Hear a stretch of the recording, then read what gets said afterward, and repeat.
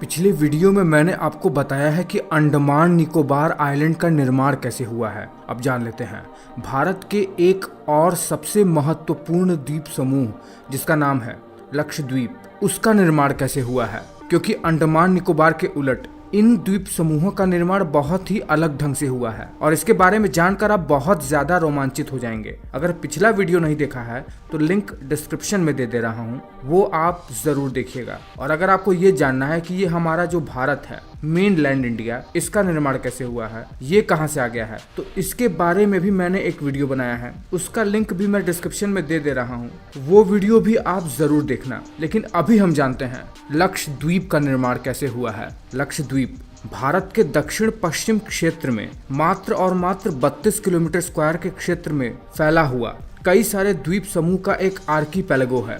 लक्षद्वीप का शाब्दिक अर्थ है 1,00,000 द्वीपों का समूह। लक्षद्वीप का निर्माण समुद्र में रहने वाले एक लिविंग ऑर्गेनिज्म ने किया है और केवल लक्षद्वीप ही नहीं, दुनिया भर में इन लिविंग ऑर्गेनिज्म ने ऐसे ही कई सारे द्वीपों का निर्माण किया है।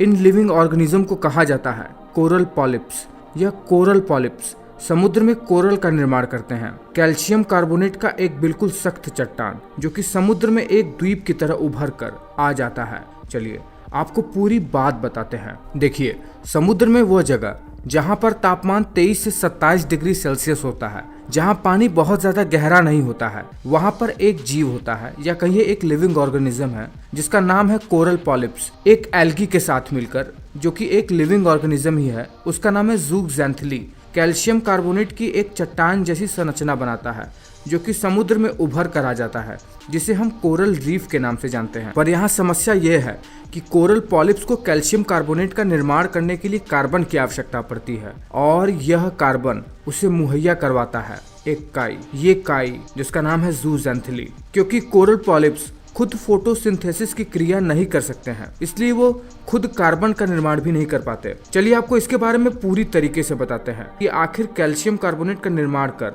ये समुद्र में इतने बड़े आइलैंड्स का निर्माण कैसे कर देते हैं। देखिए, एल्गी एक ऐसा लिविंग ऑर्गेनिज्म है जो सूर्य के प्रकाश की मदद से फोटोसिंथेसिस करके कार्बन को रिलीज करता है और यही बाहर निकला हुआ कार्बन कोरल पॉलिप्स अपने अंदर अवशोषित कर लेता है। क्योंकि कोरल पॉलिप्स को कोरल रीफ का निर्माण करने के लिए कार्बन की आवश्यकता पड़ती है और ये कार्बन की आवश्यकता पूरा करता है ये ज़ूक्ज़ैंथली काई, जिसे एल्गी भी कहते हैं।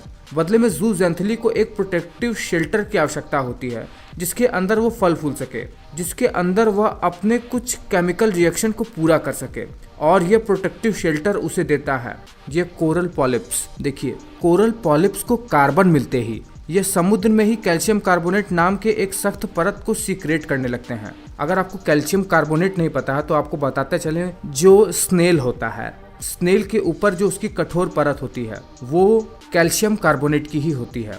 तो अब जब ये कोरल पॉलिप्स कैल्शियम कार्बोनेट की सख्त परत को सीक्रेट करने लगते हैं तो बाद में ये समुद्र में एक कठोर चट्टान की तरह उभरने लगती है। कोरल पॉलिप्स कैल्शियम कार्बोनेट को सीक्रेट कर वहीं पर मर जाते हैं और इन कठोर चट्टानों के ऊपर दूसरा कोरल पॉलिप्स आ जाता है और कैल्शियम कार्बोनेट को रिलीज करता है। ये चक्र चलता जाता है और समुद्र में इन चट्टानों की ऊंचाई बढ़ जाती है और इस सी लेवल से ऊपर उठ जाते हैं। और समय के साथ जब ये बहुत पुराने हो जाते हैं तो इनके सतह पर कैल्शियम कार्बोनेट का क्षरण होते होते ये मिट्टी बन जाते हैं, जिसके कारण से यहाँ पे कुछ पेड़ पौधे भी उग जाते हैं और मनुष्य भी रहने लगता है। और इसी कारण से समुद्र में केरल के पास में भारत का ये लक्षद्वीप आइलैंड का निर्माण भी हुआ है, जिसे हम कहते हैं कोरल रीफ आइलैंड।